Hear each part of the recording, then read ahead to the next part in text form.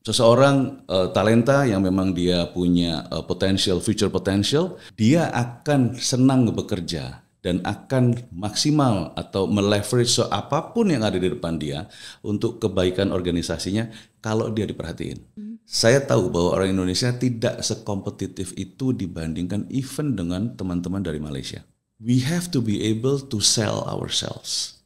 Itu yang paling penting. Di bank itu orang bisa jadi CEO walaupun dia lulusan IPB, Mbak. Di bank itu orang bisa menjadi direktur walaupun dia lulusan sastra. Di bank itu orang bisa menjadi direktur walaupun dia lulusan SMA. Mas Yoyo memilih ini reliable, dapat diandalkan ya, orang yang dapat diandalkan itu tulisannya dia vertical slant, jadi dia kemiringannya tegak, kemudian baseline-nya lurus.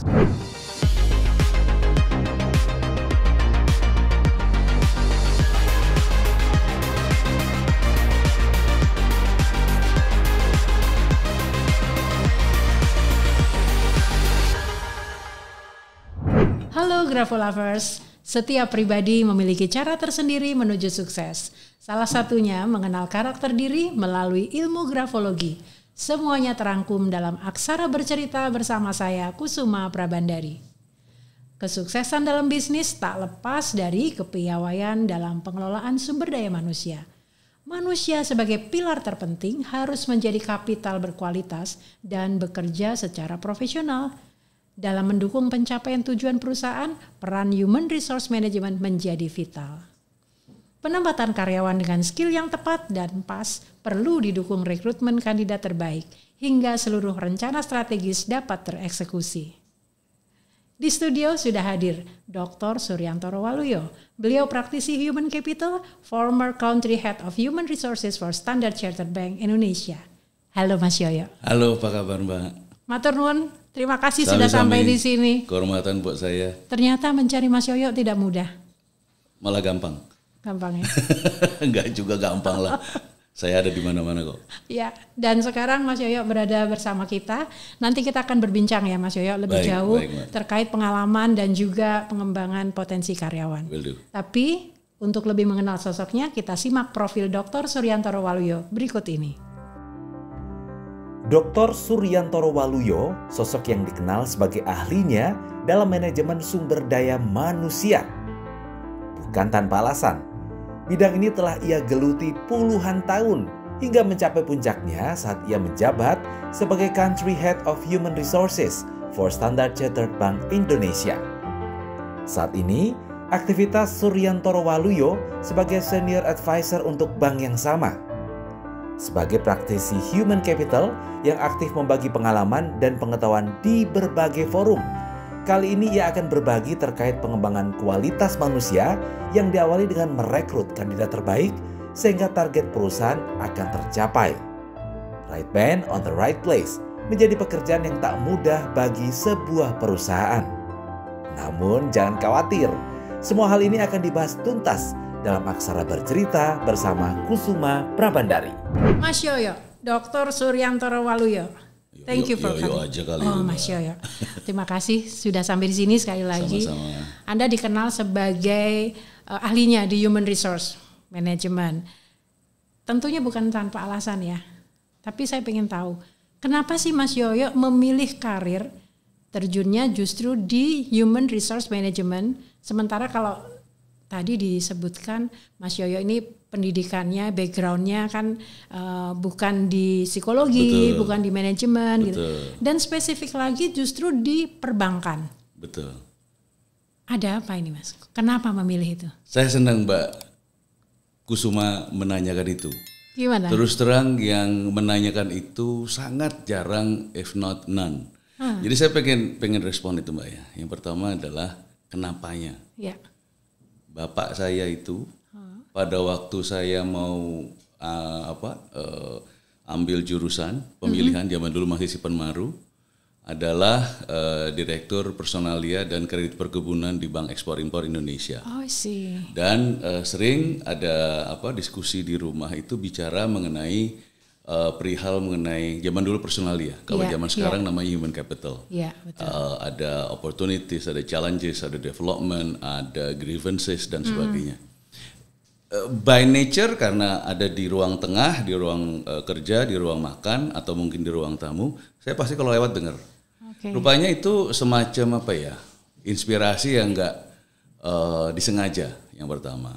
Kedua, nah ini yang sebenarnya bukan kedua, ini pertama. Saya itu lemah di matematika, Mbak. Oke. Saya itu lemah di matematika, jadi saya ngambil fakultas hukum. Jadi pokoknya sekolah dulu deh gitu loh.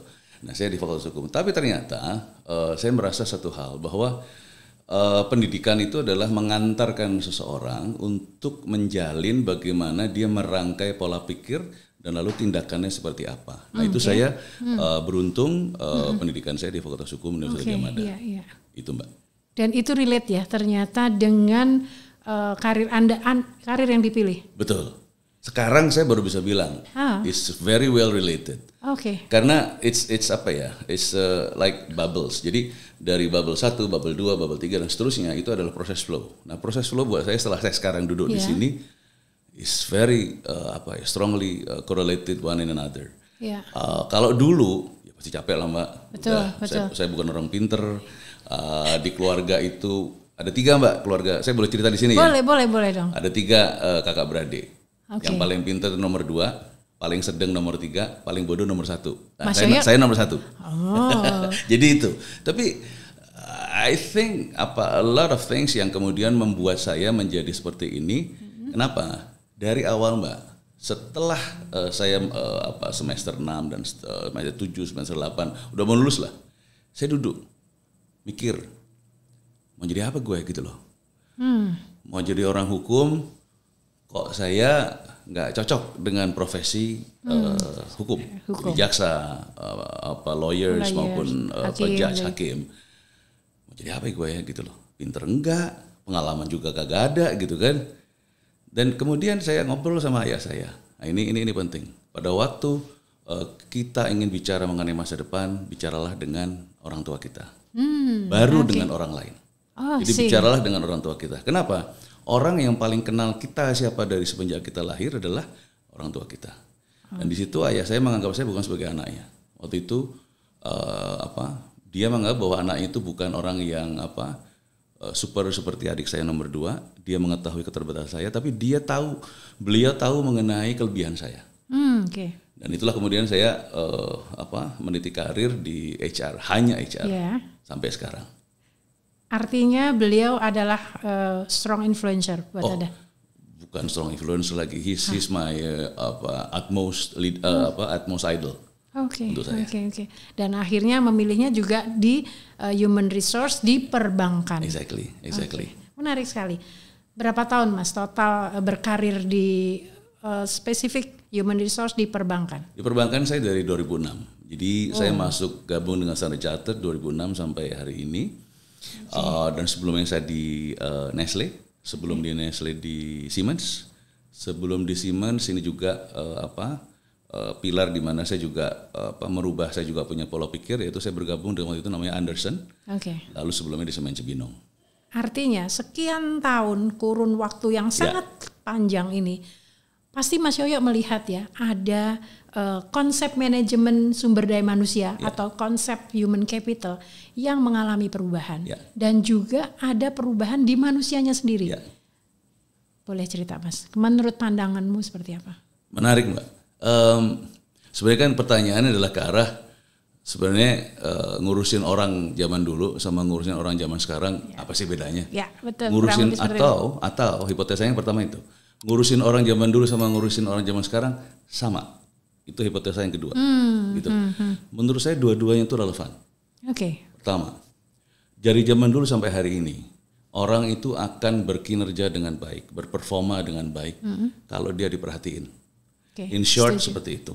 Dari tahun 70-an sampai hari ini. Seseorang talenta yang memang dia punya future potential maupun past performance yang di atas rata-rata atau outstanding, dia akan senang bekerja dan akan maksimal atau meleverage apapun yang ada di depan dia untuk kebaikan organisasinya kalau dia diperhatiin. Gampangnya diperhatiin itu apa? Bonusnya lebih gede dari yang lain. gajinya lebih tinggi dari yang lain, dan progresif dari sisi promosi dia akan lebih bagus, dan semua orang, terutama yang higher management, akan meng-greet dia pada waktu dia berhadapan dengan mereka. Ya. Artinya apa? Cuma satu Mbak, namanya engagement. Engagement. Dari zaman dulu sampai hari ini itu sama. Nah, yang masih sekarang ada relevansinya. Yang kedua yang berbeda adalah cara berpikir dan cara bersikap orang. Cara memandang sesuatu dan cara bereaksi, cara merespon, itu orang yang lahir 60-an, 70-an, 80-an, 90-an, anak saya bahkan tahun 2000-an itu sangat berbeda. Sangat berbeda. Saya ngomongin nggak usah jauh-jauh Mbak. Secara hypothetical enggak lah, saya secara empiris saja. Saya ngomongin anak saya. Anak saya, mudah-mudahan anak saya nggak ngeliat ya, Caca jangan ngeliat ya mungkin ya. Dia waktu SMA dulu, saya masuk kamarnya, kan SMA SMP menjelang SMA lah. Ya. Saya mau ngomong sama dia pagi-pagi hari libur, hari Sabtu atau hari Minggu, cekrek saya buka pintu. Saya dibentak sama anak saya. Bapak, can you knock? Wih, pakai bahasa Inggris Mbak. Bahasa Indonesia itu apa artinya? Bisa ngetok nggak sih gitu loh. Bagi saya itu saya kaget secara kultural. Ya. Saya menyadari bahwa anak gue udah gede gitu loh. Ya. Waktu kecil, boro-boro dia kecil bangun tidur dari kamarnya ke kamar kita minta kelonan. Ya. Begitu SMP udah agak gede dikit dia nggak mau. Bahkan saya bisa ngetok nggak? Dia tidak melakukan suatu hal yang dilarang, tetapi dia merasa ada privasinya yang tidak ingin orang lain mengganggu. Itu adalah talenta pada hari ini. Artinya apa? Sekarang kalau misalnya zaman dulu Mbak, kalau masih ingat. Zaman kita lah ya. Orang tuh pengen jadi pegawai negeri. Betul. Kedua, kalau nggak di pegawai negeri jadi apa? Pegawai bank. Kenapa pakai dasi? Lengan panjang, baju putih, keren. Hari ini orang nggak pengen ke bank Mbak. Orang ujung-ujungnya pengen bikin apa? Startup. Zaman dulu kita namanya enterprise atau bikin bisnis. Dan itu success stories-nya juga enggak sepesat itu, tapi juga set stories-nya juga enggak banyak juga. Artinya apa? Itu balance. Jadi hari ini orang talenta hari ini adalah I know what I want and I want to go to the direction with or without your support. Jadi ada ego itu. Sehingga apa? Ada kejadian ini di teman saya waktu itu. Dia seorang CFO di perusahaan yang cukup besar lah, multinasional. Baru meng-hire seseorang dari salah satu universitas di Boston. S1. Bagus, GPA tinggi. Terus kemudian masih dalam masa probation. Terus dia untuk menjual dia, untuk mengekspos dia ke direksi atau manajemen, dia diminta untuk present sesuatu yang memang merupakan hasilnya, produknya dia. Present di direksi. Dia bukan siapa-siapa di mata direksi, tapi di bawah finance dia adalah talenta yang sangat baik. Apa yang terjadi Mbak? Setiap ada presentasi yang tidak dilakukan oleh direksi di perusahaan manapun pasti akan di-challenge. Gak ada presentasi yang gak di-challenge. Iya betul. Itu namanya TV. Yang challenge nggak kedengar yang ini kedengeran kan? Di-challenge nggak bisa jawab. Di-challenge lagi. To me, that's really opportunity untuk saya. Kalau di challenge saya akan jawab. Iya betul. Saya akan respon. Dia cenderung terpojok. Itu kira-kira presentasi jam 2 jam 3 siang. Jam 6:30 teman saya diketok sama si anak ini. Bu, selamat malam. Saya mau bicara apa? Saya tender resignation. Itu yang saya maksud. Dari sisi kebutuhan, dari sisi saya lupa Maslow, Mbak lebih tahu dari saya. Yang bagian basicnya adalah ingin diakui, hierarki Maslow ingin dan sebagainya, itu masih sama. Tetapi pride-nya yang kemudian kita harus self esteem, tidak untuk kamu nggak boleh gitu. I don't think so. That's not the right approach. Tetapi adalah kita yang tanda kutip tuwek itu harus mampu mengadjust kepada mereka. Kenapa? In the end of the day, those who are at 50s will be gone. At least will be at least this number. And then those who are at 20s or 30s will be like this. Organization will be full with the people of their 20s and 30s. You are 50s. Then you need you can ask them to change the way they're thinking, but you need to ask yourself, how can you survive with them, gitu loh. Betul. Mungkin itu Mbak. Iya. Jadi ada perubahan pergeseran itu juga Betul. menuntut Mas Yoyo nih sebagai manajemen juga sangat memahami itu. Betul. Nah, tapi gini ya, kelanjutannya adalah gini. Karena ini adalah perusahaan asing ya, Standard Chartered itu kan perusahaan asing ya, global. Spesifik di perbankan. Nah, apakah orang-orang karyawan di situ mereka tidak hanya harus compete dengan sesama orang perbankan di Indonesia, let's say kita sebut bank-bank yang lain, tapi dia juga harus compete dengan sejawat dia dari branch yang lain. Bagaimana policy seperti itu? Menarik Mbak. Jadi ada dua yang saya tangkap dari Mbak Kusuma tadi. Pertama adalah yang kedua adalah compete dengan sesama talenta. Yang pertama sebetulnya tadi adalah perusahaan asing dan sebagainya. To me, metodologi di dalam kita engage, berkomunikasi, berkinerja, berperforma, to me should not or must not differentiated between asing dengan lokal. Nanti saya mungkin akan elaborate di situ, because nggak ada perusahaan lokal, perusahaan asing. Kenapa? In the end of the day, management is management. Communication is communication. Tapi yang kedua dulu, jawabannya iya. Mungkin saya mohon maaf istilah saya, cut the chase. Itu terbukti dari saya menjadi country head of HR itu mulai 2012 yang lalu. Sebelum saya menjadi country head of HR, I'm not saying bahwa saya yang membuat itu, bukan, tetapi at least 1% kontribusi saya di situ. Nah, sebelum saya menjadi head of HR pada saat itu, CFO, head of treasury, head of corporate banking, head of consumer banking, head of operation dan sebagainya itu orang asing. Even CEO orang asing. Orang Indonesia yang saya cuma 3. Head of HR, head of compliance dan head of legal. Selain itu orang asing. Kemudian dari awal saya tuh berpikir, memang orang Indonesia, saya tahu bahwa omongan saya bisa kontroversial. Saya tahu bahwa orang Indonesia tidak sekompetitif itu dibandingkan even dengan teman-teman dari Malaysia. I'm not even mentioning Singaporean, I'm not mentioning Indian, I'm not mentioning apalagi negara-negara barat.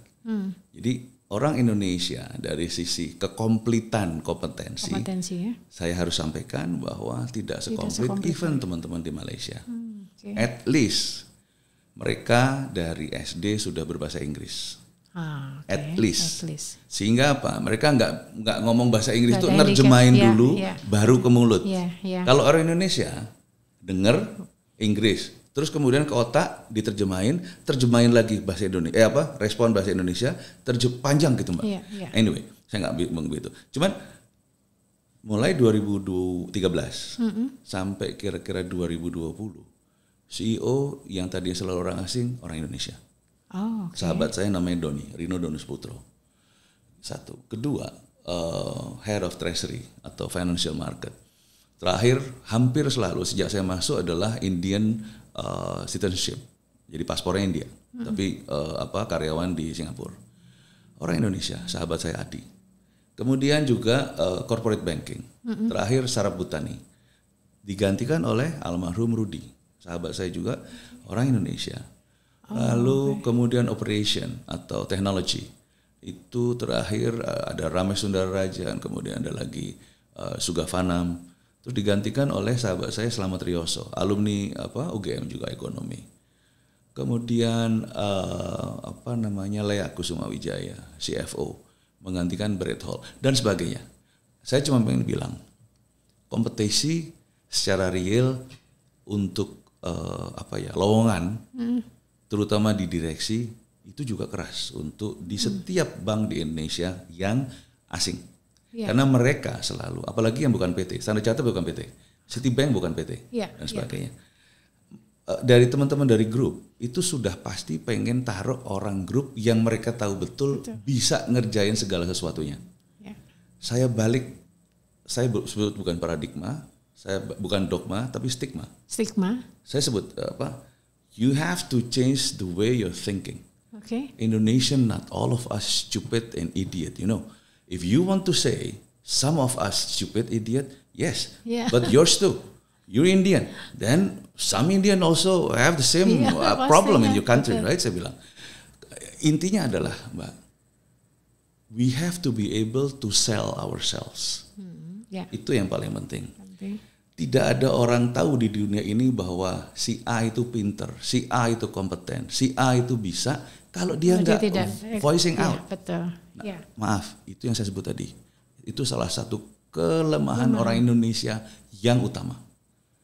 Not with Singaporean, not even with Malaysian. Orang Indonesia itu kalau bisa sesuatu cenderung wah nggak enak sama yang lain, nanti saya dianggap sok pamer pinter, ya, sok pinter. Salah. Justru kita itu harus kelihatan, maaf, sok pinter. Tinggal nanti alam atau pasar akan menguji kita. Ya. Are you for real or not gitu loh. Ya, Nah itu yang mengenai kompetisi, Mbak. Apa namanya? Tentu saja nggak mudah. Dan untuk perbankan, terutama perbankan yang skopnya global, talentanya itu aja. Jadi kita kemarin di Standard Chartered juga kita baru bikin namanya networking nights. Jadi kayak ajang reuni, tetapi teman-teman yang masih ada di masih aktif, ada di posisi-posisi tertentu di perusahaan lain, tidak cuma di bank lain. Itu aja gitu loh. Yang ngerti risk, yang ngerti compliance itu aja. Tingkat kreativitasnya tidak terlalu tinggi kan, tuntutan kreativitasnya. Betul. Mas, tapi berarti dengan kondisi seperti itu karyawan secara umum ya, kita ngomong umum, nggak hanya di Standard Chartered.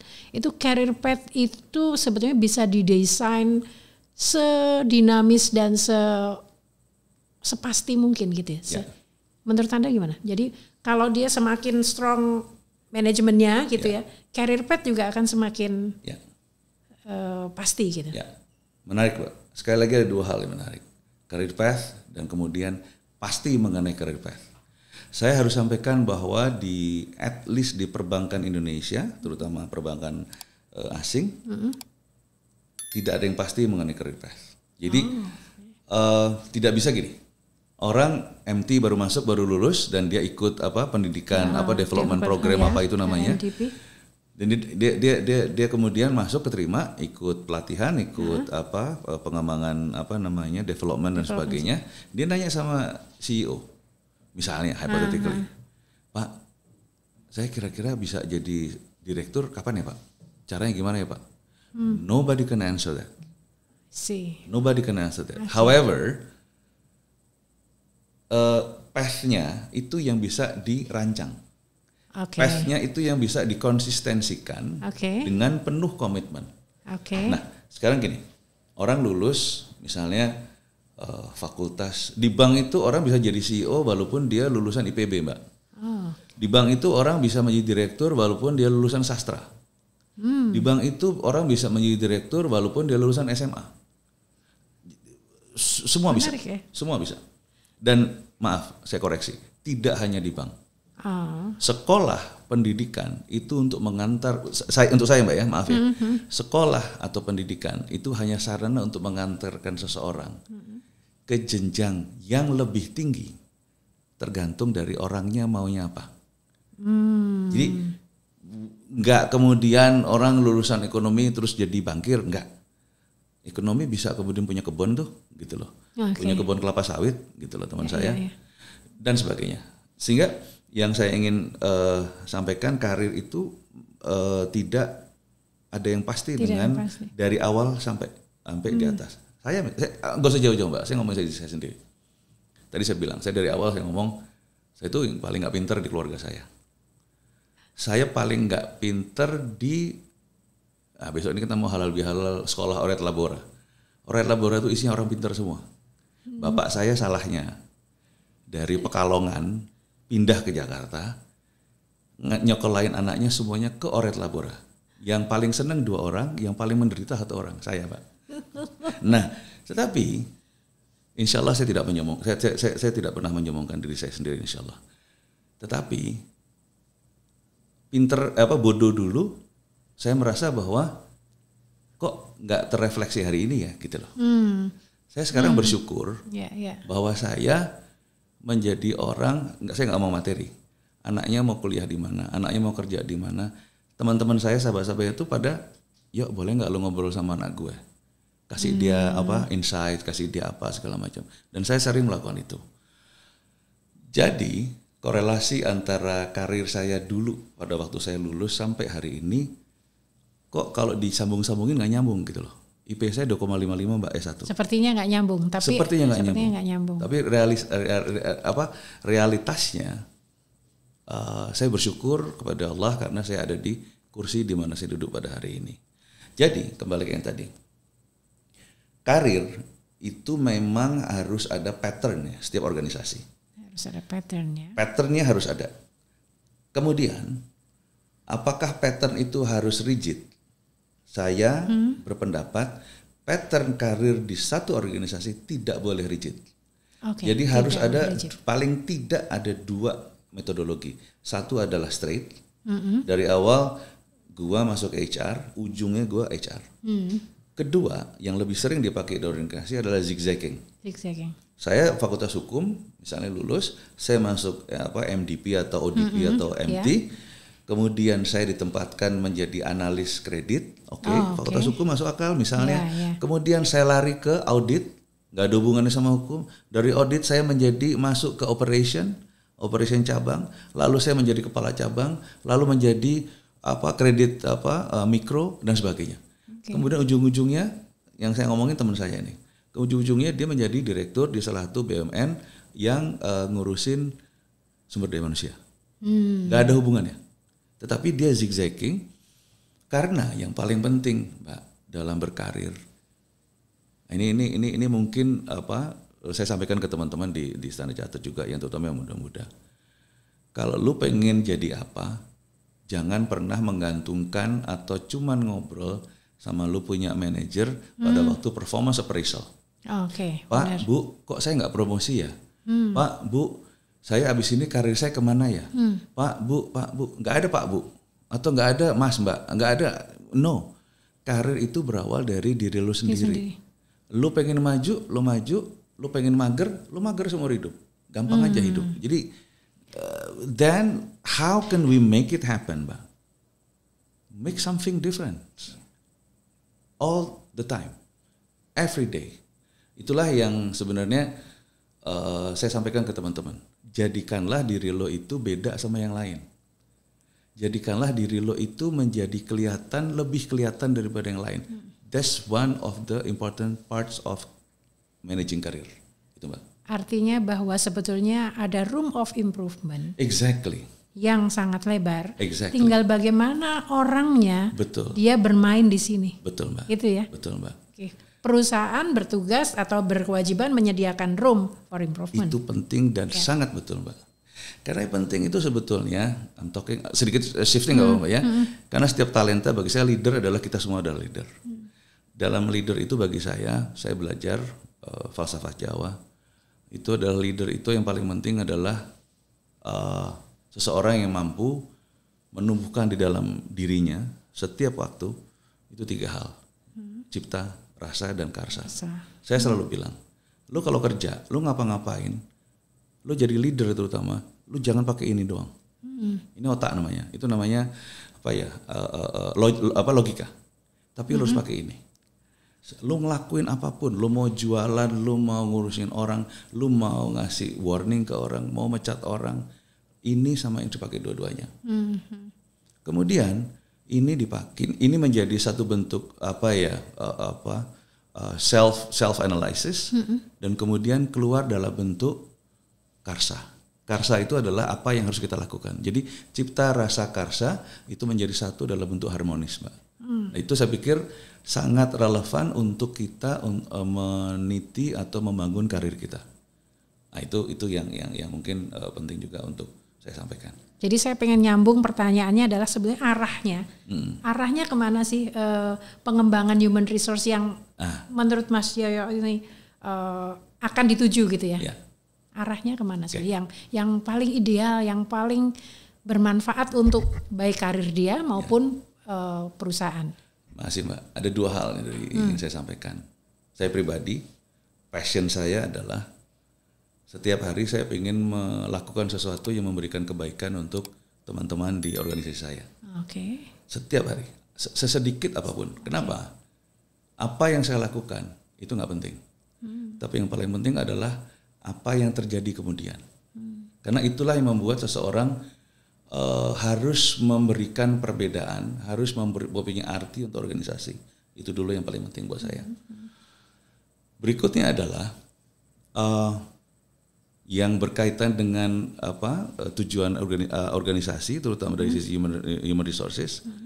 Saya bicara Standard Chartered boleh Mbak ya? Yeah. Standard Chartered pada waktu sebelumnya termasuk attrition rate tinggi. Attrition rate turnover rate. Orang resign itu termasuk bank tertinggi Mbak. Pada waktu 2011-2010 attrition rate kita hampir 25%. Sementara Citibank aja yang ibaratnya saudara kita gitu, HSBC itu dia paling tinggi 15%. Dia the highest. Dan pada waktu itu saya cari root causesnya. Saya bikin FGD, saya bikin survei, mini surveys. Saya diskusi dengan teman-teman lain, ujung-ujungnya sama Mbak. Apa? Mau kerja di pabrik, mau kerja di orang pakai dasi, weteng, perut, fasilitas, kesejahteraan, benefit, kesejahteraan. Ujung-ujungnya itu. Mau lo gajinya di bawah UMR, mau gaji lo 5.000% dari UMR sama. Kenapa? We were one of the worst bank yang memberikan benefit paling buruk di Standard Chartered Indonesia. Nah, kenapa? Karena HR head-nya nggak berani untuk teriak keluar. Itu salah satu yang harus saya bicara. Courageous. Nah, courageous kalau tanpa analisa, tanpa proposition yang jelas, itu namanya nekat. Courageous yang smart itu adalah dengan berbagai penjuru atau sudut analisa. Betul. Yang itulah yang pertama kali saya lakukan pada tahun 2012. Revisit dan revisi benefit. Gak usah jauh-jauh, gak usah bikin ini, gak usah bikin itu. Kenapa? Orang itu akan larinya kenceng kalau punya energi. Betul. Orang itu akan senang gembira kalau dia kenyang. Udah itu aja. Basic. Balik ke Maslow lagi ya. Betul. Ujung-ujung ke Maslow lagi, ngurusin human capital, human resources, personalia tahun 70-an dengan hari ini sama. Akhirnya apa, Mbak? Waktu itu kita sama-sama kita rubah benefit dari medical. Kemudian nggak ada bank asing yang ngasih bantuan ongkos naik haji. Itu padahal istilah anak sekarang ya, maaf istilah saya receh. ONH biasa. Tapi kemudian itu mendapatkan animo yang luar biasa dari teman-teman serikat pekerja, dari high level, higher management dan sebagainya. Dan mereka tuh kayak beyond satisfied. Betul. Kemudian yang paling basic apa Mbak? Medical. Medical kita waktu itu I think one of the worst. Ujungnya saya bilang, uang loro kok cuma ditaruh di rumah sakit kamar yang kelas sekian, ini bank asing saya bilang. Udah revisit. Panggil asuransinya, kita bicara, lo naikin berapa, tapi gue mau ini VIP, ini kelas 1. Gue gak mau kelas 2, kelas 3. Tapi gue gak mau harganya segitu. Gue mau murah. It's part of courageous and then bagaimana kekuatan negosiasi dan sebagainya pakai muscle dikit lah. Dan itu jalan Pak. Kemudian pinjaman rumah di bank, di Nestle, di semua perusahaan juga Indonesia ada pinjaman rumah segala macam. Kita naikkan. COP, car ownership plan kita naikkan. Dan sebetulnya rupiahnya tuh dari segini, itu nggak segini Mbak, hanya menjadi segini. Tapi productivity-nya Mbak, itu naik. Itu yang saya bilang. Jadi impact-nya terasa. Terasa. Attrition, at least di tahun 2020-an sampai 2000, sebelum COVID lah. Kita termasuk yang paling nggak banyak orang resign. Apalagi dengan benefit-benefit yang aneh-aneh dari grup, tapi ternyata masuk akal untuk global. Itu apa? Kalau di Indonesia orang melahirkan cutinya berapa lama Mbak? 3 bulan ya? Kita 5 bulan Mbak. Perempuannya, yang hamilnya, yang melahirkan. Nah yang suaminya Misalnya istrinya nggak kerja di Standard Chartered atau wherever di ibu rumah tangga, si suami itu karyawan Standard Chartered. Berapa lama Mbak cutinya? Selama ini kan nggak ada cuti suami melahirkan. Ada, tapi cuma beberapa hari. Itu menurut undang-undang kerjaan. Di Standard Chartered 5 bulan Mbak. Jadi istri melahirkan, suaminya 5 bulan. Itu ngomel-ngomel. Jadi para bapak itu, para suami itu ngomel, Pak saya mau ngapain Pak 5 bulan di rumah, bisa diduitin nggak? Itu yang ngomong Mbak, itu bukan orang yang clerk bukan. Yang ngomong tuh benar-benar mobil Jerman Mbak. Maksudnya, gue minta duitnya aja deh yuk, daripada gini ngapain? Kenapa? Dia di rumah disuruh-suruh, mana ada laki-laki? Coba tanya teman-teman kita yang di sini. Di rumah suruh ganti popok, suruh beli pampers segala mana mau dia, gitu loh. Mau bulan pertama, 2 minggu pertama, bulan kedua mana mau dia. I mean, aside jokingly, tapi a lot of things yang ujungnya menurut saya bikin senang dulu karyawan. Kemungkinan besar, saya nggak bilang pasti, kemungkinan besar productivity akan naik. Nah, itu tadi kembali ke awal tadi kan, bahwa kalau diperhatikan pasti dia akan punya meningkatkan produktivitas. Nah, tapi tadi terakhir Mas Yoyo mengatakan bahwa kemudian turnover menjadi rendah ya. Sekarang kondisi saat ini dimanapun global, di Indonesia, di semua industri, PHK besar-besaran itu terjadi. Ini kita nggak menutup mata ya Mas itu terjadi ya. Itu keniscayaan. Ya, oke. Sekarang dari kacamata Mas Yoyo, apa yang harus karyawan siapkan sih ketika gelombang itu kemudian tiba-tiba datang? Jadi artinya kalau kita menyiapkan itu kan bisa jauh hari ya. Betul. Apa sih sebetulnya yang harus disiapkan karyawan? Ada 3 hal Mbak buat saya. Apa itu Mas? Yang pertama adalah buatlah diri kita relevan setiap saat. Untuk organisasi. Relevan aja. Relevan artinya apa sih relevan? Udah nggak usah diartiin. Relevan aja. Lu relevan buat organisasi lu, buat unit lu relevan. Intinya apa? Kalau lu nggak ada, bos lu akan pusing. Udah itu aja. Kalau ada project, bos lu akan ngeliat siapa? Ngeliat lu. That is relevant. Oke? Satu itu. Kedua, equip ourselves dengan future skills. Future knowledges dan future experiences. Orang bank misalnya, saya yakin di industri lain juga sama. Orang bank misalnya, hari gini kalau orang bank nggak ngerti yang namanya financial sustainability, lu mending pindah industri aja. Hari gini lu kalau nggak ngerti Bitcoin, lu pindah industri aja. Kalau hari gini lu nggak ngerti future market, saya nggak bilang future trading, tapi future market. Itu apa ya, kamu yang merugi. Intinya apa? Itu dari si bisnis. Saya ngomong dari si HR misalnya, HR saya sendiri. Ngerti nggak apa namanya teman-teman HR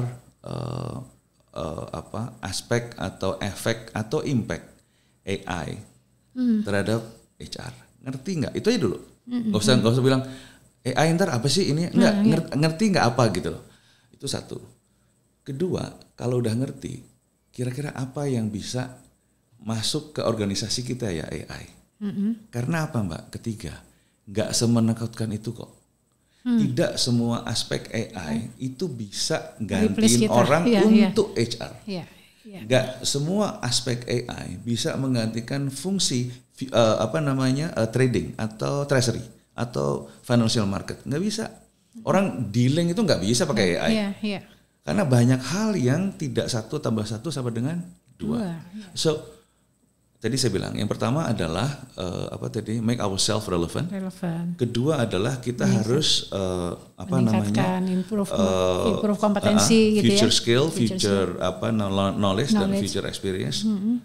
Dan ketiga, kita harus bersedia dan menawarkan diri disuruh ngerjain apa aja mau. Saya ngomong praktikal ya, saya nggak ngomong yang teoritis. 3 itu deh. Kenapa? Kan ini tujuannya tadi Mbak tanya, sebenarnya kita harus ngapain sih supaya ya gampangnya nggak kena PHK lah gitu loh. 3 itu. Kita harus relevan. Kedua kita harus pinter. Ketiga kita harus ada setiap saat ngerjain apapun. Dan itulah yang dilakukan di Standard Chartered Mbak. Kami punya Indonesia Accelerator Program. Dan itu top talent yang muda-muda. Dan kami dari dulu, dari zamannya sebelum COVID even, kita tuh bikin program Sama, semua perusahaan juga melakukan yang sama. Jadi satu project terdiri dari berbagai karyawan berbagai unit yang berbeda. Ada compliance, ada HR, ada transaction banking, ada financial market, ada retail banking. Mereka bikin project. Salah satu di antara project salah satu unit yang ada di mana salah satu di antara mereka kerja. Misalnya ada orang compliance, ada HR segala macam. Jadi ngerjain projectnya apa? Transaction banking. Pertanyaannya. Wah, nggak fair dong. Yang ngerti kan orang TB-nya untuk transaction banking. Orang finance nggak ngerti dong. Pertanyaannya, kenapa harus nggak ngerti? Kalau lu pinter, kalau lu punya akal. Tadi saya bilang, ada cipta, ada rasa, ada karsa. If you have your own will, then it will happen. Gitu loh. Yang penting adalah belief. Nah itu terjadi Mbak. Belajar kayak gitu terjadi, saya pikir sesuatu yang sangat mungkin terjadi. Tapi 3 itu tidak menjadi parameter di mana seorang nggak kena PHK. Kenapa? Banyak hal. DBS banyak faktor, awal tahun bilang 4.000. Salah satu bank yang ada di kompleks saya besar yang sekarang jadi PT itu deras berita selama 2 bulan terakhir mereka akan tutup beberapa cabang atau beberapa kantor di beberapa negara atau beberapa bisnis di beberapa negara termasuk Indonesia. Saya nggak bilang bank apa tapi satu kompleks sama saya ya. Standard Chartered kami menghilangkan kartu kredit karena risk appetite-nya sangat tinggi di Indonesia. Kita serahkan kepada teman kita, sahabat kita di Bank Danamon. Kita nggak akan main di ranah itu lagi. Jadi banyak beberapa hal perkembangan, nggak cuman masalah AI, nggak cuman masalah yang namanya data analytics. Tetapi adalah keniscayaan. Kita sekarang mengembangkan bisnis dari sisi retail banking, bukan dari kita datang ke mall atau ke pasar, misalnya, Bu, selamat pagi, udah punya kartu kredit ini gitu, nggak model sekarang. Sekarang kita melakukannya melalui digital partnering. Jadi misalnya saya buka salah satu e-commerce, sebut aja misalnya Aku Laku atau Dana atau apa gitu, atau Amarta yang lebih banyak ke sustainability itu. Mereka yang punya networking untuk nasabah atau orang-orang yang bisa dibantu. Kayak Marta kan sebenarnya lebih ke sustainability. Ibu-ibu namanya warung dan sebagainya. Tapi fundingnya dari kami. Jadi bukan kita nyari nasabah, tapi nasabah nyari kita. Jadi itu cara berpikir yang berbeda. So kondisi seperti itu membuat beberapa memang perusahaan nggak cuma bank itu melakukan PHK cukup besar.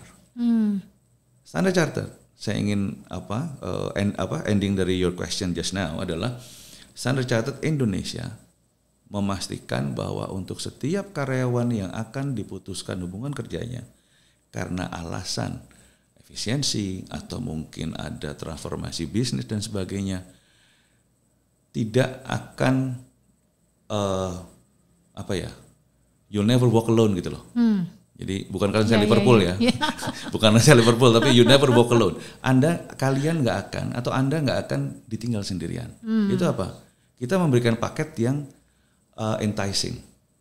Kita memberikan penghormatan, Mbak. Paket adalah nomor sekian. Yang paling penting adalah cara ngomongnya bagaimana, cara mengantarkan pesannya bagaimana. Kami, misalnya ada satu unit karyawan 100, karena ada transformasi bisnis. Yang dikurangi katakanlah 30 orang, kan nggak 100%-nya. Itu kami punya punya policy. Kita kumpulin dalam bentuk town hall 100 orangnya, yang impacted maupun tidak impacted. Direktur yang bersangkutan itu jelasin kenapa ada perubahan ini, alasannya gimana. Mau expatriate, mau orang Indonesia, jelasin. Dan nomor 2 Mbak, siapa yang ngomong? Serikat pekerja, pengurus serikat pekerja. Ini tidak banyak atau mungkin malah nggak pernah ada dilakukan. Kenapa? Serikat pekerja melakukan role-nya dan kita memberikan ruang, bukan kita memberikan ruang, kita partnering. Sehingga karyawan tuh merasa, ini dari atas, dari bawah, dari kiri, dari kanan, kita berusaha dideketin ya sama organisasi ya. Dan terakhir baru HR. Ini hak kalian, ini kewajiban kalian. Bahkan saya yang ngomong, hampir selalu saya ngomong. Kalau teman-teman ada yang tidak terima dengan pemutusan hubungan kerja ini, silahkan. Ini bagannya, kalian bisa ke ada bipartit. Malah kita suruh berselisih. Saya yang menyampaikan. Kenapa? Itu hak mereka. Oke. Mbak tahu teman-teman kita yang bank warna kuning yang masuk ini demo segala macam kemarin, bank yang warna biru yang sekarang retailnya nggak ada dikasih ke bank yang di Tamrin, lalu bank warna merah yang sekarang jadi PT, mereka melakukan itu semuanya ada demo dan ada mogok. Kami alhamdulillah lancar. Kenapa? Istilahnya gampang Mbak, kembali ke yang tadi saya ngomong di awal, diwongke. Orang tuh hanya pengen dianggap, dimanusiakan, gitu Mbak. To me, this not only about HR, this actually about leadership and organization. Gitu, keren banget. Tapi dari seluruh journey-nya Mas Yoyo ini, kalau boleh tahu, sebetulnya apa sih ultimate passion-nya untuk pengembangan sumber daya manusia, pengembangan human capital? Dua, yang satu sudah saya sampaikan tadi, setiap hari walaupun saya nggak menjadi head of HR lagi, sekarang saya senior advisor untuk Standard Chartered, saya pengen setiap hari memberikan perubahan untuk minimal 1 orang, minimal 0,1% untuk mereka. Saya bersyukur saya diajak ke sesinya Mbak ini. Dan saya yakin yang dengar di sana, saya harapkan ada satu minimal yang terinspire.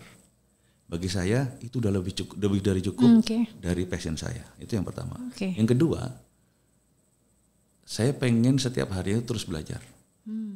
Minimal baca 1 halaman apa gitu loh, atau 1 artikel. Sesuatu yang baru yang masuk. Sesuatu yang baru. Dan saya bersyukur. Saya tuh sekarang malah bersyukur karena banyak waktu buat ngajar, buat ngasih seminar, buat apa. Kadang-kadang materinya saya nggak, ini apa tuh gitu loh. Tapi kemudian terpaksa saya baca. Karena mau ngajar jadi harus belajar ya. Dan saya nggak mau ngajar tuh cuman silakan baca, ada pertanyaan, nggak gitu. Tapi saya harus betul-betul mastering apapun yang saya sampaikan. Dan saya sebenarnya bukan terinspire.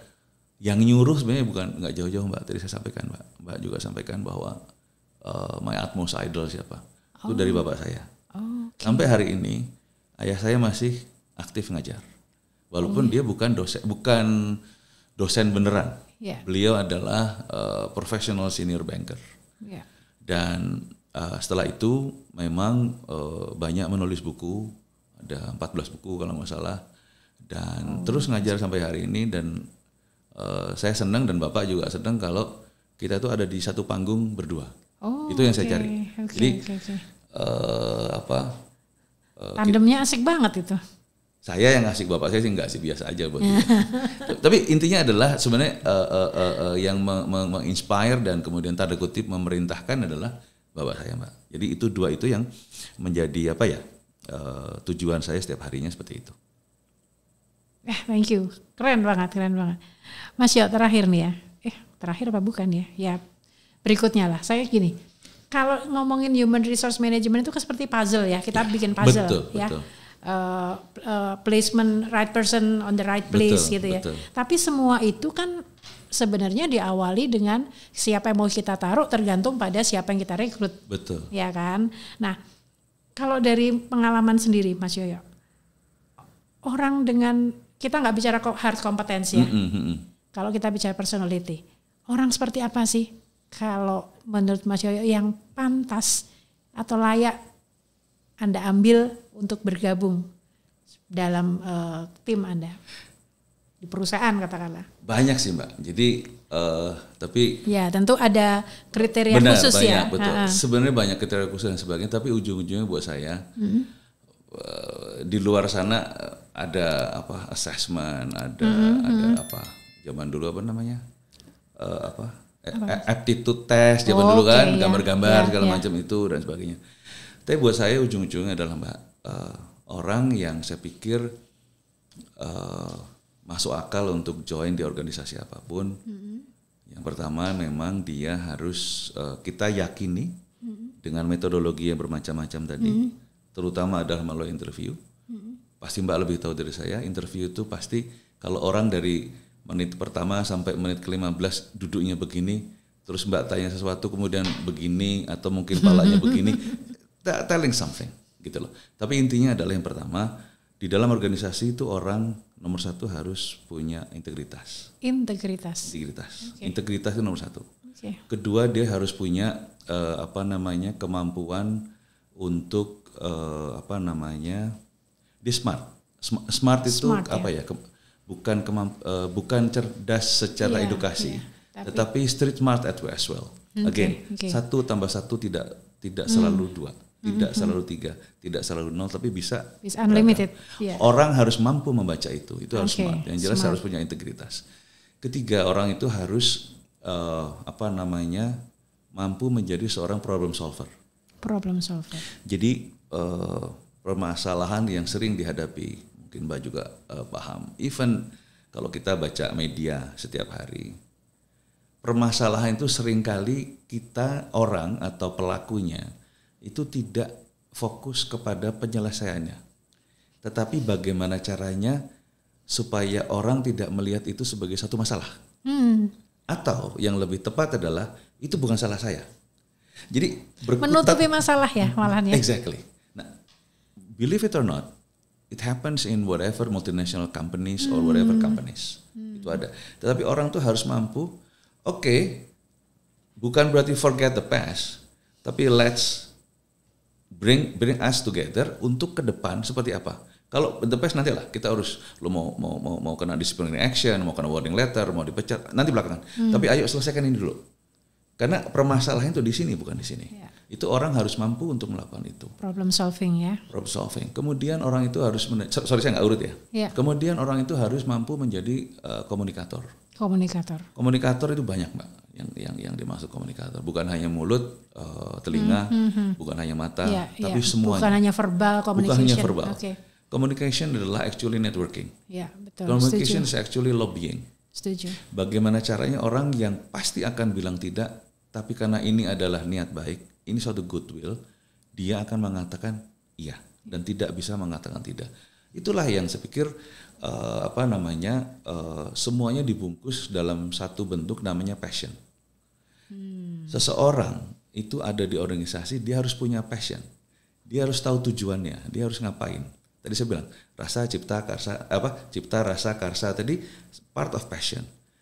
Kalau orang direkrut, saya nggak ngomong orang yang Mbak ya, orang baru lulus ya.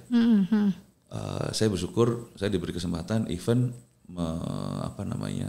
menginterview untuk posisi direksi, termasuk expatriate maupun posisi CEO. Dan saya tahu betul yang dibutuhkan organisasi apa. Tidak ada yang lebih tahu dari saya. Karena yang lain panelnya adalah orang-orang dari grup, bukan dari orang Indonesia. Yang orang Indonesia saya. Jadi yang saya cari itu, ini orang mau masuk kira-kira cuman transit doang nggak ya? Dia cuman masuk, ini ngomongin MT misalnya. Dia cuman pengen masuk di bank asing, bagus, exposure 2 tahun. Kalau nambah CV gitu. Nambah CV. Kalau misalnya mau cari pengalaman, to me nyari pengalaman minimal 5 tahun. Oh ya, nggak cukup 2 tahun ya? 2 tahun nggak cukup, 5 tahun. Okay. Because 2 tahun you just learned gitu loh. Kira-kira kayak gimana gitu loh. Nah kemudian mungkin kita bisa cari tahunya, again pasti Mbak lebih tahu dari saya.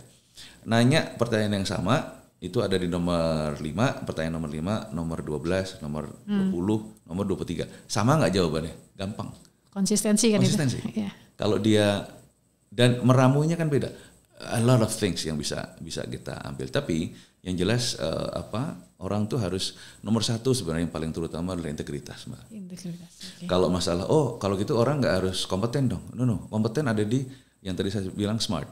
Smart tuh nggak cuma kompeten dari sisi edukasi, skill, experience, tapi all of them.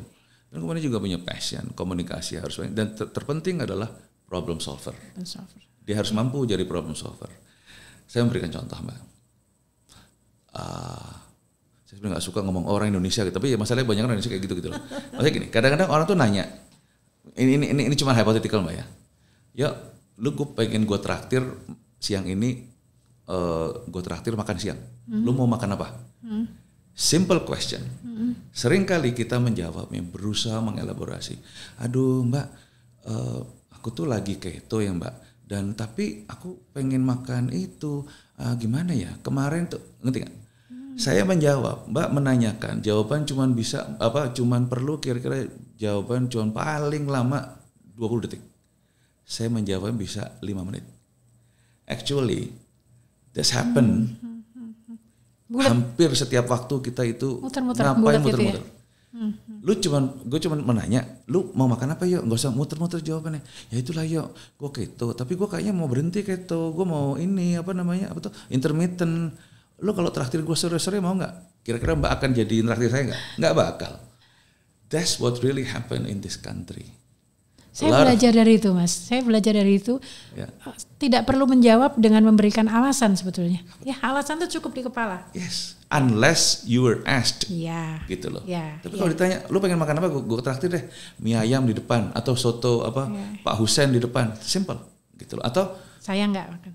Gitu. Misalnya, saya nggak makan. Saya puasa. Ya, it's very simple. Betul, gitu loh. Betul. Nah itu Mbak, mungkin yang jawaban panjang untuk pertanyaan Mbak tadi. Oke. Nanti kita akan bahas terkait dengan tadi ya, apa sih personality yang diharapkan oleh recruiter ya kepada para aplikan gitu. Karena saya akan bahasnya nanti di sesi grafologi. Yeah. Jadi ngomong-ngomong nih Mas Yoyo, saya juga mau sampaikan saya adalah seorang praktisi grafologi, bukan ahli dan pengalaman juga belum banyak sekali seperti Mas Yoyo di human resource ya. Tapi saya pengen sebelum masuk ke sana, saya pengen tanya. Mas Yoyo pasti tahu lah grafologi ya, analisis tulisan tangan ya. Saya nggak tapi sepinter itu. Ya, saat ini relevansinya menulis tangan di era digital ini, menurut pendapat Mas Yoyo seperti apa? Itu jawaban panjang bisa, pendek bisa. Pendek boleh. Kalau pendek, sangat relevan. Sangat relevan. At least menurut saya itu sangat relevan. Maaf Mbak, saya bukan psikolog, nggak pernah belajar mengenai tulisan, saya nggak pernah belajar mengenai tanda tangan, tapi saya senang baca mengenai tulisan, cara orang menulis yang dikaitkan dengan kepribadian seseorang. Okay. Dan biasanya apa istilahnya? Kalau istri saya sama anak saya pasti nyela saya terus, sotoy bapak gitu loh, iya sotoy, tapi kebanyakan bener tuh gitu loh. Saya percaya orang menulis, cara menulis dia, walaupun tergesa-gesa maupun di dalam kondisi fokus, saya bisa tahu dia orang kayak apa. Paling tidak 3 hal saya bisa baca mengenai dia. Okay. Tanda tangan, paling gampang aja deh. Tanda tangan bapak saya misalnya, itu tanda tangan bapak saya itu ya bapak saya itu.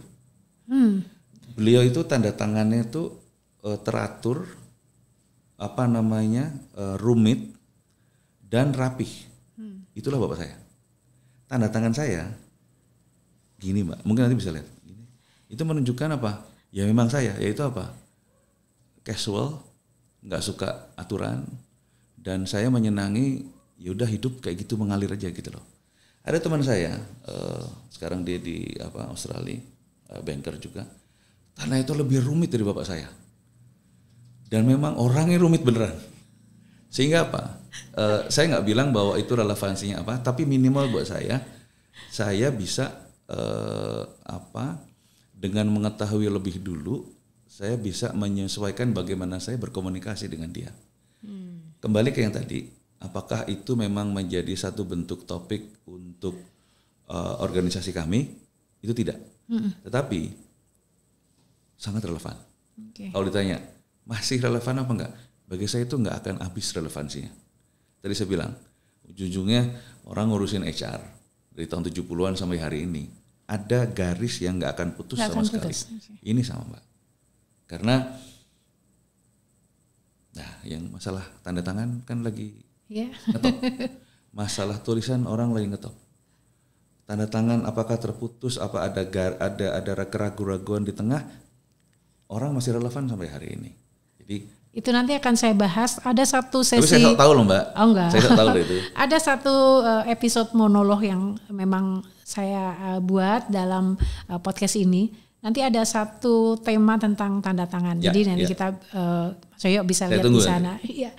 Dan kalau kita bicara mengenai tulisan tangan, toh sekarang negara-negara maju kembali ke menulis, anak-anak sekolah kembali menulis karena mereka sudah mempelajari digital itu tidak membuat ada hal-hal yang memang rugi dari situ sehingga dia kembali pada menulis tangan. Nanti saya juga akan bahas suatu saat. Betul. Terakhir Mas Yoyo, apa sih kalau sekarang lagi santai-santai gitu, me time-nya ngapain? Hobinya apa? Saya tuh banyak ya Mbak. Banyak. Banyak ya Mbak. Ini suara saya disclaimer dulu, sebenarnya suara saya nggak begini. Tadi malam saya baru latihan band. Weh. Dan nyanyi lagunya memang ya yang bikin orang serak lah. Rock. Saya hard rock lah. Hard rock. Saya tadi malam itu bawain beberapa lagu teman-teman sahabat-sahabat saya lah. Ada lagunya Whitesnake, ada lagunya Rush, ada lagunya apa lagi? Styx. Gitu-gitulah pokoknya. Nah itu buat saya senang. Lalu berikutnya apa ya? Saya ikut komunitas VW Beetle. Oh ya. Orang tua saya, bapak saya, mobil pertama yang pernah dia beli adalah VW Beetle tahun 1962, bekas dari Pak D-nya. Dan sampai sekarang saya memelihara. Oh ya? Saya memelihara sampai sekarang dan saya ikut klub dengan Volkswagen Beetle Club Jakarta. Jadi kalau saya terima bongkar nggak terima pasang, intinya apa? Saya ganti fan beltnya nggak bisa gitu. Nah itu, tapi makanya ya bersyukur bisa minta tolong orang untuk benerin lah. Itu saya senang. Bahkan saya itu nggak ada AC-nya Mbak, nggak ada AC-nya. Saya kalau misalnya saya pengen iseng gitu dari rumah ke kantor, saya pakai itu. Berangkatnya nggak masalah, pulangnya yang masalah karena macet. Anyway, lalu saya seneng macam-macam Mbak. Tintin, saya masuk ke komunitas Tintin Indonesia. Saya ngumpulin figurin, saya sering baca komik Tintin itu yang kecil. Lalu apa lagi? Banyak sih Mbak. Saya suka masak. Senang masak. Tapi minimal yang menurut saya enak lah gitu loh. Iya. Saya sering teman-teman di kantor atau teman-teman dari bank lain juga, yuk minta tolong dong bikin ini gitu lah. Terus berapa? Ya buat 10. Kalau lebih dari 10 gue bayar deh. Saya bilang, lu berani bayar berapa gue gitu loh. Emang berapa? Ya 20, ya 10 juta lah. Saya bilang, oh mahal banget. Nah makanya lu ngapain nanya. Itu seneng saya Mbak. Saya seneng masak. Saya kadang-kadang datang ke restoran atau ke tempat teman gitu. Kok enak ya? Kira-kira apa ya? Di rumah bikin dan pasti saya modifikasi. Jadi terus apa lagi? Nonton. Terus ya artinya saya mau mengatakan bahwa berbahagialah orang yang masih punya hobi dan bisa menjalankan hobinya. Betul. Karena itu adalah bagian dari kebahagiaan hidup. Betul Mbak. Mas Yoyo, terima kasih untuk banyak.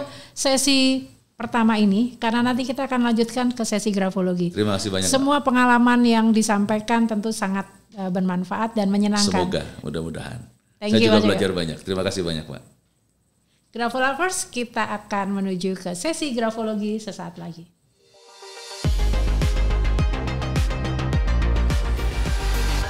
Grafolovers, di sesi grafologi kali ini saya secara khusus akan membahas dengan tamu saya, Mas Yoyo, mengenai rekrutmen. Jadi personality seperti apa sih dari aplikan yang diperlukan oleh perusahaan. Memang ini tidak menggambarkan secara spesifik pada industri-industri tertentu. Tetapi secara umum kita bisa melihat bahwa relevan personality ini kita bahas dan menjadi concern bagi setiap manajemen di perusahaan. Mas Yoyo, saya punya 10 kartu. Di antaranya ternyata kartu-kartu ini tadi sudah disebutkan oleh Mas Yoyo. Jadi ada integrity, ada smart gitu ya. Nah, sebagai grafologis atau praktisi grafologi, saya juga ingin berbagi bagaimana cara cepat untuk mengetahui karakter ini ada pada diri seseorang, bahkan tanpa kita harus bertemu. Oh gitu. Jadi kalau tadi yang disampaikan Mas Yoyo kan ketika wawancara, melihat gesturnya, kemudian melihat CV-nya dan sebagainya. Nah, bagi grafologis, tulisan tangan itu cukup menggambarkan siapa dia. Karena ada tanda-tanda tertentu yang ditampilkan. Nah sekarang kita akan bahas satu persatu secara singkat di sisa waktu ini. Mas Yoyo boleh pilih salah satu yang mana dulu? Saya ambil boleh, Pak ya? Boleh. Saya ambil ya. Oke. Silakan. Mas Yoyo memilih integrity. Jadi seperti tadi disampaikan, integrity. Kalau dari tulisan tangan, saya bawa contoh ini tulisan tangan seseorang, aplikan ya. Ini bisa dilihat di sini. Ya. Jadi kalau dari tulisan tangannya, integrity ini bisa dilihat dari clarity of script-nya. Bisa terlihat dengan clear, bacaannya, tulisannya apa, ceritanya apa. Kemudian dia juga punya clear oval di middle zone. Jadi huruf O, huruf A itu nggak ada coret-coretannya. Dia clear, bulat. Bisa terbuka, bisa tertutup, tapi dia tidak ada kotorannya lah, nggak ada kusutnya. Kemudian ciri yang ketiga adalah ukuran tanda tangan, mungkin bukan hanya ukuran ya, kejelasan tanda tangan dengan kejelasan tulisan itu sama. Ada orang yang tulisannya jelas, tanda tangannya ruwet. Ada orang yang tulisannya ruwet, tanda tangannya dibuat seakan-akan dia clear. Nah, orang dengan punya integritas ini seperti ini, integrity seperti ini dia tanda tangannya sama antara skrip dengan tanda tangan. Menarik. Kemudian ini tadi 3 hal yang saya sebutkan, ini menggambarkan kejujuran sebetulnya. Dia nggak cheating, dia bicara apa adanya. Nah, tapi dalam integrity saya dari hasil studi saya membagi integrity itu antara jujur dan setia. Setia itu lebih pada apakah dia itu loyal dan loyal dan kalau dia punya aturan dia mengikuti aturan itu namanya comply ya. Comply. Nah, dari comply-nya kita bisa lihat adalah balancing antara spasinya. Jadi bisa dilihat spasinya selalu sama, nggak ada yang lebih lebar, nggak ada yang lebih sempit. Ya, kemudian vertical slant, jadi kemiringannya dia tidak miring kanan atau kiri, dia vertikal. Kemudian juga baseline-nya lurus, relatif lurus. Kalaupun dia naik, dia tidak akan naik secara ekstrim, dan juga tekanannya itu cukup seimbang ya. Ya, tekanan tulisannya itu rata, seimbang, betul. Even. Ya, even. Seperti itu. Nah, ini satu sisi dari integrity kita bisa lihat dari tulisan tangannya. Boleh yang kedua, Mas Yoyo, mau pilih apa? Menurut Mas Yoyo apa nih? Ini, Pak. Resilience. Resilience. Resilience itu tangguh ya? Ulet, tangguh, ya. adaptif. Mas Yoyo pilih yang resilient. Ini yang terjadi selama ini mungkin memang penting ya orang yang tangguh itu ya. Secara bukan gampang ya. Secara gamblang, resilience itu bisa dilihat dari T-cross-nya, Mas.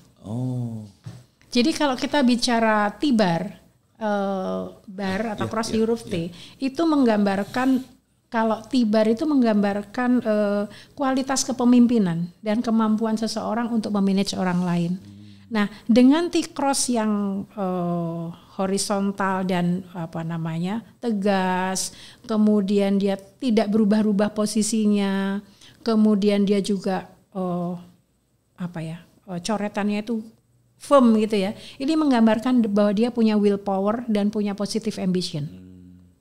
Nah, dari ketangguhan itu digambarkan dari T-cross-nya. Seperti itu. Dan semakin tinggi dia posisi cross-nya, itu menunjukkan goals-nya dia itu semakin tinggi. Jadi kalau dia makin ke atas, dia setting goals-nya makin tinggi. Makin ke bawah, setting goals-nya makin rendah. Tapi kalau T-cross-nya itu lepas, berarti dia daydreaming. Iya. Gerambiang gitu ya. Gerambiang. Banyak keinginan tapi belum tentu bisa teraih gitu. Iya, betul. Boleh Mas, yang mana lagi? Ini. Komunikatif. Yang ketiga adalah komunikatif. Seperti tadi disampaikan ya, Mas Yoyo menyampaikan komunikatif. Kalau kita bicara komunikatif, tadi kan kita sepakat bahwa komunikasi itu bukan hanya verbal, tetapi bagaimana seseorang bisa menyampaikan bahkan dalam sebuah presentation, menginfluence orang lain, seperti itu. Nah, tulisan tangan dari orang yang komunikatif adalah connected script. Jadi hurufnya nyambung. Ini menggambarkan dia ada sociability, dia punya attachment to friends and family dengan baik. Itu connected script. Dan juga dia punya menulis dengan cepat. Itu menggambarkan juga bahwa dia komunikatif. seperti itu. Menarik. Silakan berikutnya. Berapa Mbak? 15 lagi atau berapa lagi Mbak? Oke, tadi Mas Yoyo juga menyebutkan ini problem solver, bahwa aplikan yang dipilih adalah mereka yang bisa dalam segala cuaca bisa membuat keputusan dalam kesehariannya. Problem solver itu digambarkan bahwa dia harus punya kemampuan mengidentifikasi masalah dulu, kemudian menganalisis masalah, kemudian menemukan isu-isu yang penting, sehingga dia sebetulnya memang harus orang yang smart, fast learner. Fast learner kan, karena dia harus bisa tadi menganalisa, akhirnya mengambil keputusan. Ini digambarkan dengan slant-nya itu, dia menulis punya kecenderungan naik sedikit, ya. Kemudian kecepatan tulisannya juga normal to speed, dan juga khususnya di huruf M dan N clear. Ada orang yang nulis M dan N-nya itu tidak clear. Jadi M dan N itu ternyata gambaran dari seseorang itu dia smart atau tidak, Mas. Jadi kalau ketemu orang nulisnya M dan N-nya nggak jelas, suruh jelasin. Betul. Oke, silakan Mas. Masih yang mana lagi? Berikutnya adalah ini Mbak. Oke. Smart ya. Tadi juga disebutkan, bahkan tadi yang kedua ya disebutkan ya smart ya, bahwa smart tadi tidak berarti cerdas dalam arti apa ya? Edukasi. Edukasi. Tetapi saya ini membagi dua ya. Ada orang yang smart itu karena pendidikan dan karena bisa juga bakat ya Mas ya. Ada proses, ada bakat gitu ya. Life skill juga. Nah, kalau kita lihat yang pertama dari tulisan ini adalah kecepatannya, normal to speed itu juga menggambarkan smart seseorang. Ini termasuk di dalamnya apakah dia itu juga agile. Oke, kecepatan tulisan. Yang kedua adalah baseline-nya agak naik. Kalau baseline agak naik, itu smart yang akibat dari edukasi. Jadi kalau orang pendidikannya rendah, dia cenderung menulisnya turun. Tapi kalau dia turun tuh maksudnya begini. Iya, baseline-nya turun. Tapi kalau dia baseline-nya naik, dia punya ada andil edukasi di situ. Gitu. Kemudian layout itu harus rapi. Biasanya orang dengan smart layout itu margin, Mas. Jadi dia menulisnya tuh bisa rata kanan. Kalau dilihat dari contoh ini kan relatif rata kirinya tanpa penggaris pun dia juga. Jadi memang ada artinya sendiri. Kalau dia semakin ke kanan itu juga beda lagi artinya. Dia semakin ke kiri beda lagi. Tapi ketika dia layoutnya itu balance, ini menggambarkan smart. Kemudian juga spasi juga harus teratur. Kemudian huruf M dan N juga harus clear. Dan huruf-hurufnya ditulis tanpa ornamen. Ornamen maksudnya? Ornamen itu digaris hiasan. Ada orang yang menulis tuh dengan hiasan. Iya. Misalnya A besar harus digaris tapi ada lengkungannya gitu. Ada yang mengatakan bahwa itu seni. Seni. Tapi dalam grafologi, untuk keseharian itu tidak menggambar. Seni itu mungkin sekunder atau tersier. Betul. Smart itu justru tidak digambarkan dari ornamen itu. Menarik. Seperti itu. Masih ada lagi silakan. Nah, ini pendekatan yang saya lakukan dengan melihat pada beberapa referensi buku grafologi. Jadi dalam apa yang saya pelajari, banyak penulis memberikan referensi-referensi terkait dengan personality untuk aplikan gitu ya. Seperti apa yang diperlukan. Nah, ini ada lagi, silakan boleh dipilih yang mana, nanti saya akan menjelaskan satu persatu secara singkat. Ini. Oke. Yang dipilih Mas Yoyo ini bahwa orangnya tuh harus sabar, gitu ya. Orang harus sabar. Memang kesabaran tidak hanya, atau gini deh, saya balik dulu. Kalau menurut Mas Yoyo, kenapa karyawan itu harus sabar? Saya bicara diri saya sendiri sih. Ya. Saya nggak sabar gitu loh. Nah, saya tahu betul kalau orang nggak sabar itu pikirannya akan menjadi terbatas. Okay. Pikiran itu timbul dari rasa.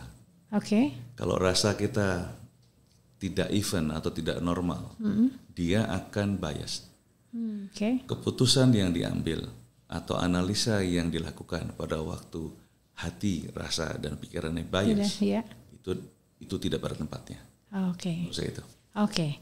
Ya, ini tadi penjelasan dari pakar human resource. Enggak dari kalau dari grafologi, sabar itu bisa dilihat secara cepat dari tulisan tangannya adalah baseline-nya itu lurus, Mas, sebetulnya. Orang yang baseline-nya lurus itu sabar. Kemudian dia punya right slant, punya slant yang vertikal atau sedikit miring ke kanan. Gitu. Kalau dia terlalu miring, terlalu ekstrim, dia sangat tidak sabar. Gitu. Kalau dia ke kiri, lelet, Mas. Lelet malah. Ya. Iya. Kemudian dia juga punya rhythmic style. Jadi menulis juga kelihatan tidak terburu-buru. Jadi rhythmic seperti itu. Kemudian juga spasinya seperti tadi sama ya, spasinya tuh teratur gitu. Even gitu ya. Ya, even. Kemudian juga dia punya tekanan yang rata seperti tadi. Jadi tidak ada yang satu tebal, satu tipis dan sebagainya. Betul. Bahkan ada yang menulis misalnya di satu bagian dia urek-urek ketebalannya, itu beda lagi nanti pengertiannya. Jadi ketika dia membuat skrip satu halaman dengan tanda-tanda seperti ini, kita juga bisa lihat bahwa dia orang yang sabar. Luar biasa. Ini sebelum mungkin Mbak Kusuma sampaikan tadi dilanjutkan, tapi saya cuma pengen bilang bahwa saya mendapatkan satu hal baru hari ini. Kalau ditanya, lo katanya ngerti, justru itu. Saya mungkin membaca sedikit dan mempunyai kesimpulan sendiri. Tapi justru yang disampaikan Mbak ini adalah sesuatu yang baru dan pertanyaan, kalau ada pertanyaan bahwa apakah hal ini masih relevan pada hari ini? Ya yang kita omongin ini relevansinya kuat sekali untuk nggak cuma masalah rekrutmen, tetapi talking about organization dan kemudian yang jelas organization politics itu beda lagi.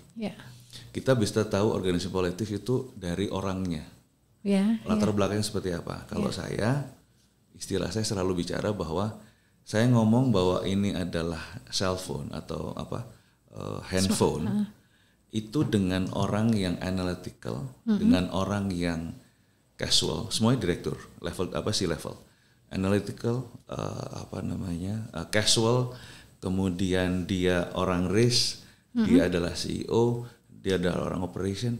Saya pasti ngomongin dengan cara yang berbeda. Ini adalah handphone. Kalau saya pengen dia ngomong, oh iya itu handphone. Nah, sebetulnya ini adalah pendekatan yang lebih scientific dan lebih dari sisi keilmuan, memperkuat apa yang saya lakukan tadi. Jadi membuat saya pengen sedikit belajar mengenai grafologi. Jadi kalau ditanya kembali tadi, masih relevan nggak sih? It's not about relevant. It's actually embedded in our daily life. Gitu loh. Itu yang saya maksud. Berarti saya nggak salah pilih ya, mempelajari dan mempraktekkan ini bertahun-tahun. Oke. Senang saya dapat endorser ini. Loh benar, saya benar. Oke, masih ada lagi Mas Yoyo, silakan. Oke. Reliable. Sorry. Oke, Mas Yoyo memilih ini reliable, dapat diandalkan ya, orang yang dapat diandalkan itu tulisannya dia vertical slant, jadi dia kemiringannya tegak, kemudian baseline-nya lurus, kemudian juga hurufnya biasanya regular small. Jadi makin bukannya makin tulisan makin besar dia makin bisa diandalkan, tapi makin kecil. Ternyata enggak makin kecil karena dia makin tekun. Kemudian spasinya juga clear. I see. Menarik. Kan. Lagi Pak? Ada. Ya. Karena ini saya ambil dari berbagai sumber. Nah ternyata kalau dari sumber yang saya baca, pertama itu yang dicari adalah healthy applicant. Jadi orang kalau yang datang udah kelihatannya nggak sehat, kayaknya ditolak nih. Itu nggak pakai wawancara, ditolak gitu. Nah ini bisa dilihat healthy applicant ini dia punya konsisten baseline. Jadi baseline-nya nggak naik, nggak turun. Kemudian tekanannya juga rata dan juga rata dan konsisten, Mas. Jadi ada yang kalau rata konsisten dan kalau dia tekanannya lemah, ini lebih menggambarkan kesehatan yang lebih lemah dibanding kalau dia tekanannya kuat. Korelasinya bisa ke situ. Iya. Okay.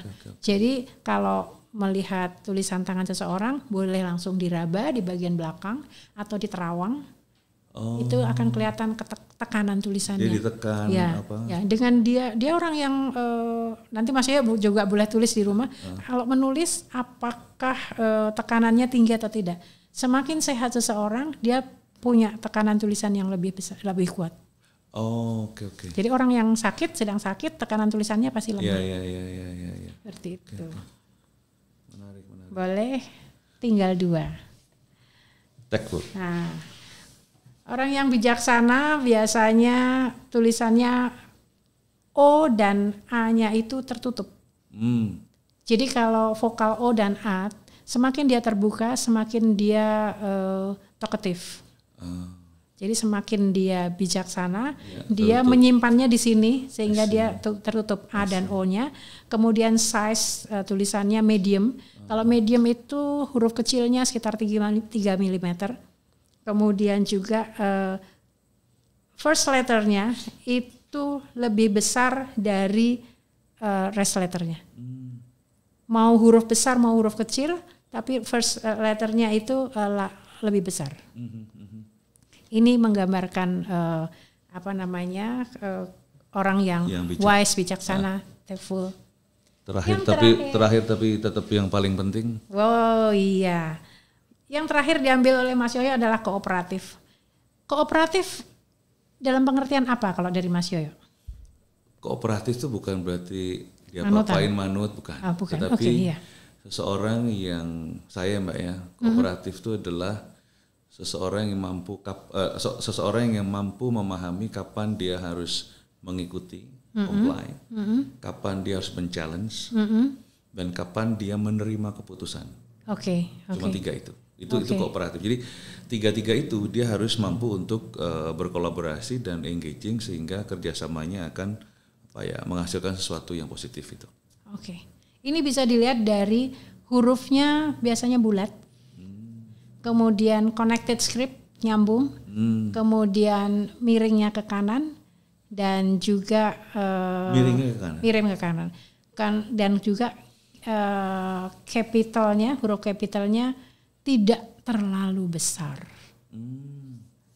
Karena dia lebih mengikuti. Dia masuk dalam satu tim gitu ya. Dia tidak menonjolkan diri. Kurang lebih seperti itu. Sudah habis ya? Habis, Mbak. Masih banyak sebenarnya tapi pengen tahu kita sudah akhiri diskusi ini. Saya sih senang sekali ya mendapat perspektif dari sisi Mas Yoyo sebagai praktisi. Saya hanya menyumbangkan apa yang mungkin bisa menjadi perspektif lain dari Mas Yoyo dan teman-teman Grafolovers yang lainnya. Bagaimana personality ketika merekrut aplikan itu bisa dibantu dengan analisis tulisan tangan. Ini tentu saja bukan satu-satunya, tetapi kalau aplikannya ada 1000, agak lama juga ya wawancara satu-satu ya. Barangkali dengan tulisan tangan sepintas bisa diseleksi di awal. Terima kasih Mas Yoyo untuk kasih banyak, Mbak. Saya mendapatkan banyak hal yang baru juga. Saya merasa lebih tahu dari sebelum saya masuk ke ruangan ini. Terima kasih banyak, Mbak. Alhamdulillah, terima kasih. Grafolovers, menarik sekali sesi grafologi bersama Dr. Suryantoro Waluyo. Ada banyak pelajaran dan hal positif terkait human resource management yang kita dapatkan dari episode kali ini, baik untuk individu dan juga untuk manajemen. Terima kasih atas kebersamaan Anda. Kita bertemu lagi bersama narasumber inspiratif lainnya. Hanya di Aksara Bercerita bersama saya, Kusuma Prabandari. Sampai jumpa. Mas Yoyo, terima kasih banyak.